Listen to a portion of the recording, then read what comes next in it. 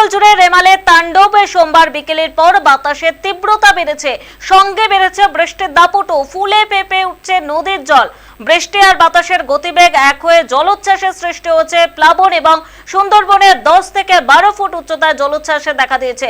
প্লাবিত হয়েছে পূর্ব সুন্দরবনের চাঁদপাই রেঞ্জের করমজল বন্যপ্রাণী প্রজনন কেন্দ্র, বাগেরহাটের মোংলা, রামপাল, মোরেলগঞ্জ, শরণখোলায় নিম্নাঞ্চল পানিতে প্লাবিত হয়েছে এবং সেখানকার ঘরবাড়ি, রাস্তাঘাট প্রায় জলের নিচে চলে গেছে। একদিকে জোয়ার আর অন্যদিকে বৃষ্টি, তাই ক্রমশ বাড়ছে জলের পরিমাণ। কোথাও কোথাও গাছ উপড়ে পড়ে রাস্তাঘাট আটকে গেছে এবং দুর্যোগ মোকাবিলায় কাজ করছে রেসপন্স টিম।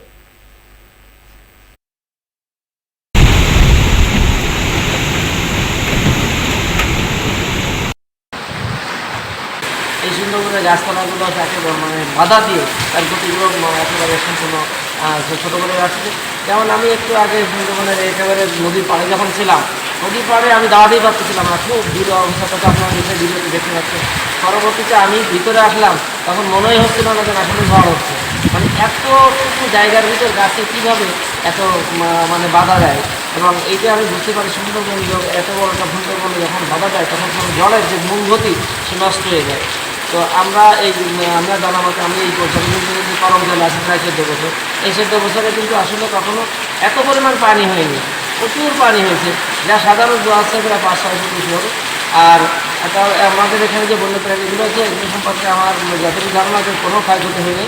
আর সুন্দরবনের ভিতরে যে বন্যপ্রাণীগুলো আছে সেগুলো আসলে অ্যাডাপ্টেশন আছে, তারা এই প্রতিকূল অবস্থা বাড়ি থাকতে পারে।